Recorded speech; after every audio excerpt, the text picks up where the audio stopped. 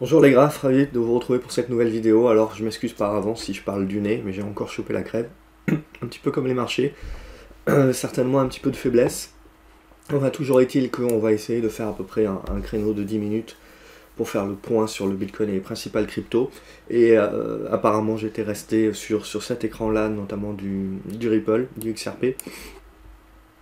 Et justement, ce qui va nous intéresser, c'est que, voilà, sans surprise évidemment, c'est baissier, mais ce qui nous intéresse, c'est qu'on continue de valider les niveaux graphiques, c'est-à-dire qu'on ne casse pas tous les niveaux graphiques, tous les niveaux techniques, comme dans du beurre, donc on ne part pas en mode sell-off, c'est à peu près la même chose hein, sur les valeurs technologiques, sur le Nasdaq et les valeurs un peu plus spéculatives, hein. On continue de tenir les supports, on fait des rebonds, ça reste dégradé, ça reste baissier, mais on n'a pas un marché qui lâche. Alors, est-ce que ça va finir par arriver ou pas? C'est justement là où on a les supports actuels qui permettent du rebond technique. On le voit bien ici sur l'exemple de XRP.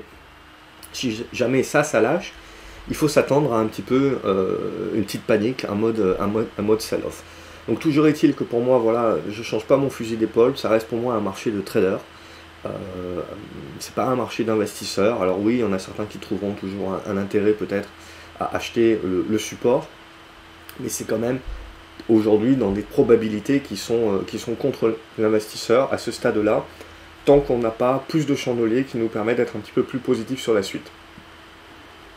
Donc on continue d'évoluer hein, dans des larges figures, ce qui fait que c'est très volatile, ce qui fait qu'évidemment ben, c'est intéressant plutôt pour le trader que pour l'investisseur. Donc à ce stade-là, quand on regarde XRP, on voit qu'on rebondit sur le support, mais je veux dire, même si on devait faire un rebond assez intéressant, assez juteux, hein, c'est toujours intéressant, éventuellement 10-15% pour revenir sur les 70 centimes de dollars, tant qu'on ne repassera pas ça, ça sera à considérer comme du rebond technique, et ma foi, on reste plutôt sur le bas de la figure, donc avec des probabilités de casser par le bas et de déclencher un sell-off. Donc à partir de ce moment-là, pour moi, il vaut mieux être prudent, penser d'abord à protéger le capital avant éventuellement de revenir ou alors y aller avec des plus petites tailles de position. Quand on regarde le Bitcoin, si j'arrive à y voir, parce que c'est assez spartiate, l'environnement dans lequel je me trouve, donc on va essayer d'aller au bout quand même. Au niveau de Bitcoin, euh, même chose, hein, donc on continue d'évoluer sur le support à ce stade-là, donc à tenir bien entendu, pour déclencher un rebond. Pour autant, avant de redevenir un petit peu plus positif pour essayer de jouer la cassure par le haut, ben, il faudra au minimum revenir au-dessus des 42 000, 43 000 dollars. Tant que ce n'est pas le cas, toute hausse est à prendre comme du rebond technique et donc sur des pincettes. Si on venait à repasser sous les 38 000, eh ben, il faudrait devenir encore plus méfiant parce que là aussi, voilà, on pourrait, si maintenant, c'est comme sur le Nasdaq globalement, on est sur des niveaux pivots, si on rebondit pas là, et si on continue à dégrader, à casser ses supports, le risque c'est de créer le sell-off. Le risque c'est de créer le côté panique, le côté en vent, les stops qui lâchent, etc. Et il n'y a pas vraiment d'acheteurs en face, où des acheteurs en fait se trouvent très bas, et donc c'est là où ça peut décrocher. Donc c'est là, je dirais, le point pivot central du marché actuellement. C'est que oui, potentiellement on est sur un rebond et on est en effet sur une capacité de pouvoir générer éventuellement le retournement, oui, mais à ce stade, il y a l'autre risque de l'autre côté, et on est un petit peu sur du 50-50, c'est de créer le sell-off. Donc tout est question de mesure, de gestion du risque, clairement, sur ce point-là.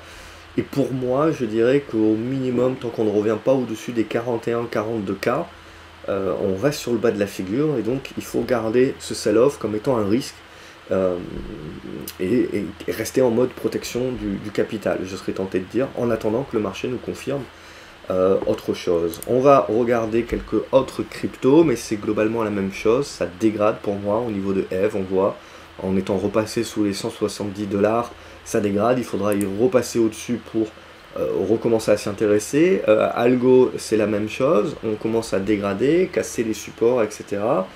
Donc pour moi, il n'y a rien à se mettre sous la dent tant qu'on ne repassera pas au-dessus des 70 centimes de dollars. Au niveau de Avalanche, ça, la dégradation est déjà valide depuis la semaine dernière quand on en avait parlé. Donc pour moi, voilà, on revient sur des supports horizontaux qui peuvent permettre du rebond technique, mais c'est du trading là, il n'y a rien pour de l'investisseur de moyen terme à ce stade-là, en termes de signaux à faire. Sur BAT, c'est la même chose, hein, en dessous des 70, 75 cents, je vois pas grand chose à se mettre sous la dent. Même chose sur Binance Coin, hein, ça ressemble beaucoup à ce que fait le Bitcoin.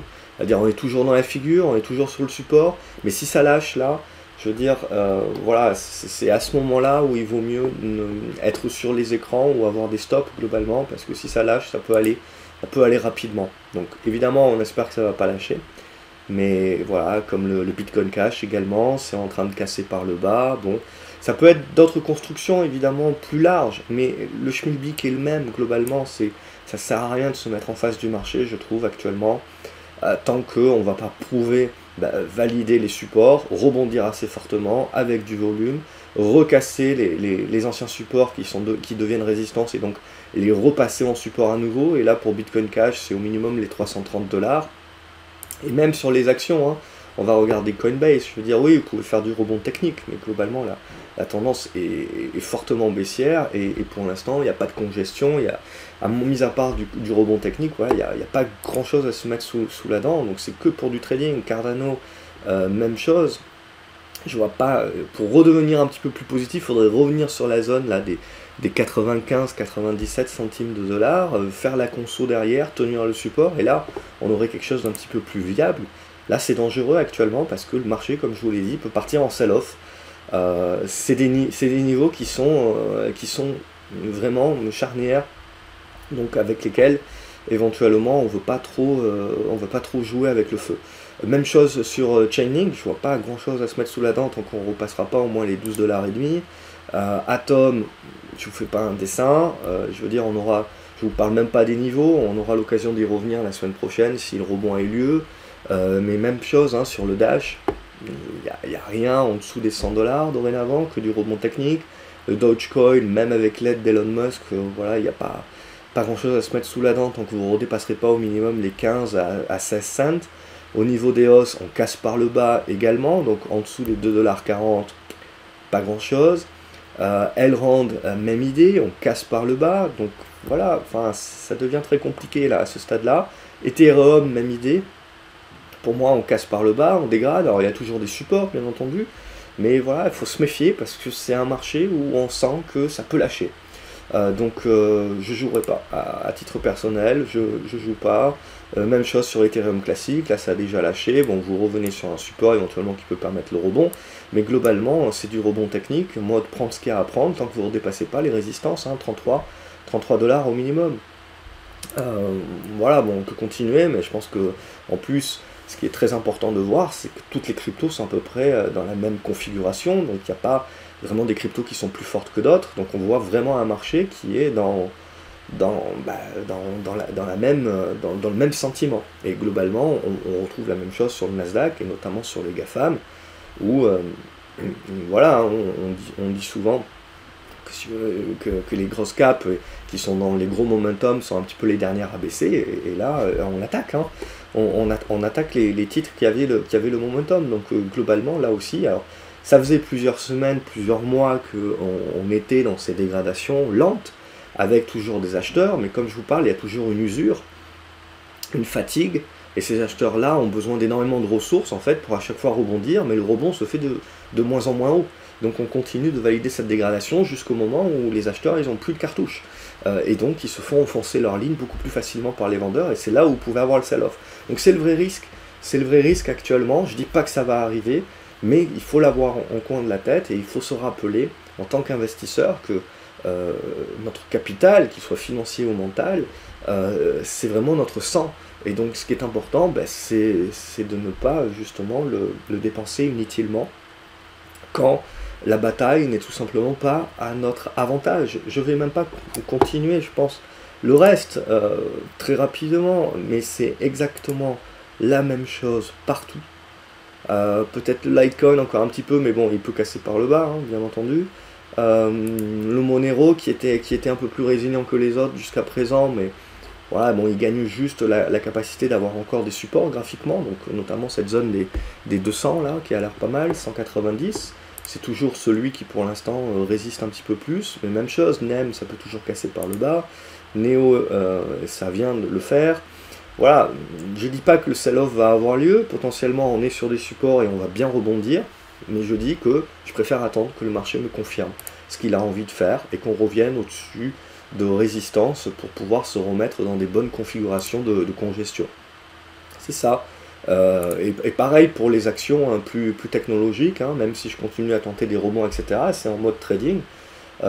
Globalement, voilà, c'est Polkadot, même chose, rien, Polygon, même chose, on casse par le bas, Q2, même chose, ça casse par le bas, bon ça c'est une action Riot, mis à part du rebond technique, voilà, c'est compliqué, voilà, je vous ai juste dit Ripple, XRP, on est sur support, mais voilà, même chose, Solana également sur support, mais bon, si vous revenez pas au-dessus des 100 $ assez rapidement, c'est compliqué ces supports-là en bas de figure, s'ils lâchent, vous pouvez avoir les sell-off, hein. Stellar, même chose, pas grand-chose à se mettre sous la dent, donc vous ne repassez pas au-dessus des 19 centimes de dollars. Luna, c'est celle qui tient, Luna tient encore bien, mais voilà, vous avez le support ici, donc si ça casse par le bas, faut pas trop chercher à comprendre globalement. Tezos, on laisse tomber pour l'instant.